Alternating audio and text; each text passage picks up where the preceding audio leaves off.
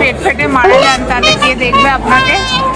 না, আমি পয়সা ওষুধ করেই যাবো।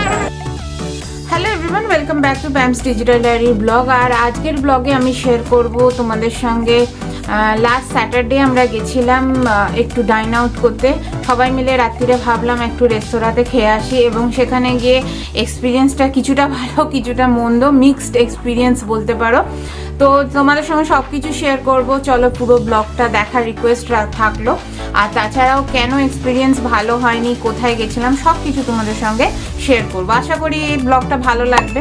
আর যদি কিছু সাজেশন থাকে অবশ্যই সাজেশন কমেন্ট বক্সে লিখো। তাহলে চলো দেখে নিই।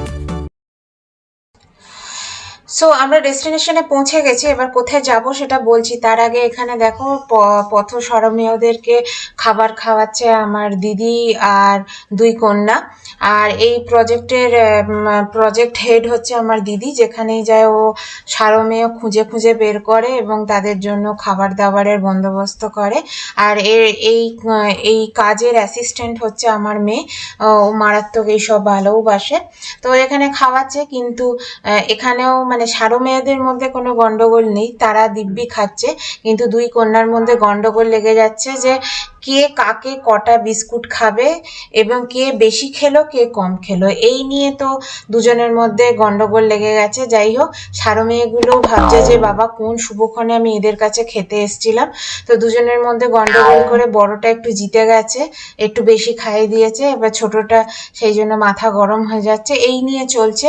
আর আমি ওয়েট করে আছি যে কখন আমরা ডেস্টিনেশনে পৌঁছবো।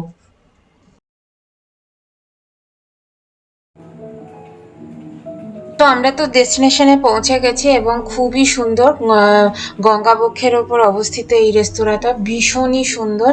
মানে কলকাতার যে অ্যাস্থেটিক ভিউ সেটা এখান থেকে খুব ভালো পাওয়া যায়। আর আমি এর আগেও এখানে এসেছিলাম, কিন্তু কখনো এই পরিস্থিতির সম্মুখীন হইনি। তো এই প্রথমবারই এত খারাপ এক্সপিরিয়েন্স হলো। সে যাই হোক, এখানে বাবার মেয়ে ঢুকে যাচ্ছে আর আমি ক্যামেরা করার জন্য একটুখানি পেছনেই রয়েছি। আর মানে এনভায়রনমেন্টটা খুবই সুন্দর, তার সঙ্গে চলছে লাইভ মিউজিক। তারপর ভেতরে তো আমরা ঢুকে যাই, কিন্তু ভেতরে ঢুকে এনভায়রনমেন্টটা খুবই সুন্দর, লাইট মিউজিক চলছে, তার সঙ্গে গঙ্গাবক্ষের একটা শীতল হাওয়া, মানে জাস্ট অন্য লেভেল। বাট ওখানে গিয়ে প্রবলেমে পড়লাম যখন দেখলাম একটাও সিট খালি নেই এবং কেউ কোনো গাইডও করছে না, কোনো ওয়েটার কোনো কথাও বলছে না, গাইডও করছে না যে কোথায় ওয়েট করব কি করব। সবাইকে জিজ্ঞাসা, মানে আমরা জাস্ট কিংকর্তব্য বিমূঢ় হয়ে ওখানে দাঁড়িয়েছিলাম। সো ফাইনালি একজন এসে বললেন যে আপনারা একটু বাইরে রিসেপশনে ওয়েট করুন, maybe within half an hour we may call you up. So আমরা কথা মতন এখান থেকে বেরিয়ে গিয়ে বাইরে রিসেপশনে বসে।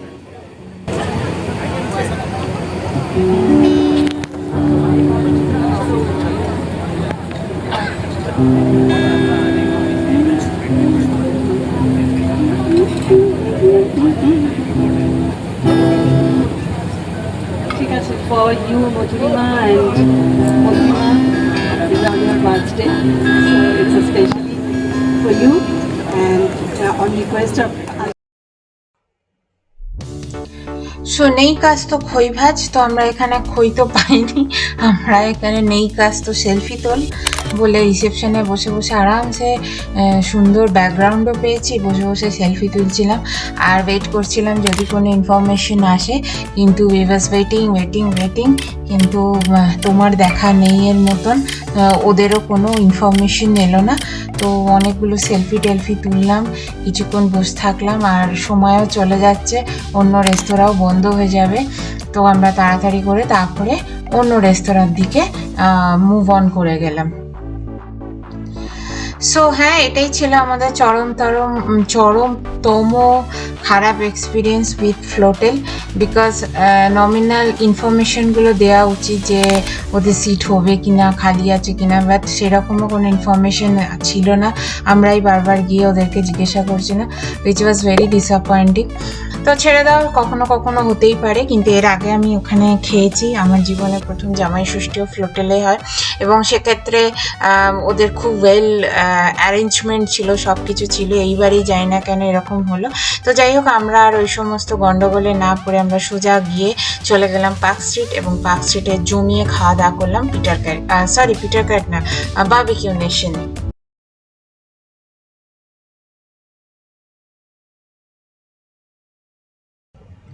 সো এতক্ষণ তো হচ্ছিল পেশেন্সের পরীক্ষা, তার সাথে সাথে পেটের ইঁদুরগুলোরও মানে জিম করে করে একেবারে তাদেরও বোধহয় পেটে ব্যথা হয়ে গেছিলো, এত খিদে পেয়েছে। আর এখানে এত মানে কি বলবো, সুস্বাদু খাবার যাকে বলে, স্টার্টারগুলো খুবই ভালো ছিল। তো সুস্বাদু খাবার খেয়ে মানে যতটা রাগ হয়েছিল তার কিছুটা পুষিয়ে গেছে। আর আমরা এত স্টার্টার খেয়ে নিয়েছিলাম যে মেন কোর্সের দিকে আর যেতে পারিনি। যাই হোক, তো খুবই ভালো খাওয়া দাওয়া এখানে করছিলাম। আর তার সাথে সাথে কেউ আর ভিডিও করার অবস্থায় ছিল না, সবাই জাস্ট খাও খাও খাও। আর এই মানে প্রন আর ফিশ সব কিছু এক্সিলেন্ট। মেবি আমাদের খুব খিদে পেয়েছিল, এটাও হতে পারে, বা যাই হোক খুব ভাল লাগছিল খেতে। তো স্টার্টার মোটামুটি খেয়ে, আমি তো প্রচুর প্রন খেয়েছি এখানে, প্রনের বারবিকিউগুলো দুর্ধর্ষ ছিল। এবার খাওয়া দাওয়া করে পেটে শান্তি এবং মনেও শান্তি, থ্যাঙ্কস টু বারবিকিউ নেশন, খুব ভালো খাইয়েছে। তার সাথে সাথে এবার হচ্ছে প্রচুর মানে বুফে খাওয়ার পরে এবার হচ্ছে আয় হাঁড়ি হাঁড়ি মন্ডা মিঠাই খাওয়ার টাইম হয়েছে। তো ওখানে প্রচুর মন্ডা মিঠাই ছিল, দেশি বিদেশি সব রকম মন্ডা মিঠাই ছিল। তো আমরা তো সবই মোটামুটি ট্রাই করেছি। আর আজকে মিষ্টিভাবে এই ব্লগটা শেষ করব। কিন্তু তোমাদের যদি এই ব্লগটা ভালো লাগে, please please do subscribe me. আর কিছু যদি বলার থাকে, কমেন্ট বক্স তো খোলাই রইল, প্লিজ লেখো, প্লিজ জানিও কোথায় ইমপ্রুভমেন্ট দরকার, কী রকম কী তোমাদের সাজেশন, সব কিছু আমাকে জানিও। সো আজকে মিষ্টি দিয়ে শেষ হোক। দিনটা যদিও খুব একটা সুখকর ছিল না, তারপরে এখন খুবই আনন্দ হচ্ছে মনে, প্রচুর খাওয়া দাওয়া করলাম, এনজয় করলাম। দিয়ে রাত্রির বেলা বাড়ি ফিরে যাব, কালকে সানডে, অনেক দেরি করে ঘুম থেকে উঠবো। ব্যাস এই ছিল আজকের ভিডিওটা। সো এবার মিষ্টি দিয়ে শেষ করব আমার ভিডিও। বুফের এত রকম খাবার খেয়ে একজন স্বর্গবাস ওর থেকে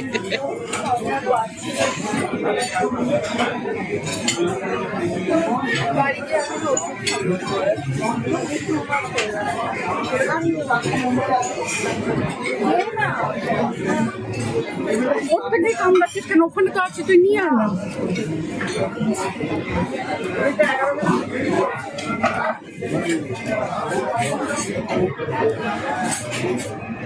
আচ্ছা দিদি, আপনি যদি মিষ্টি দিয়ে গল্প পাস করেন কেমন করেছে?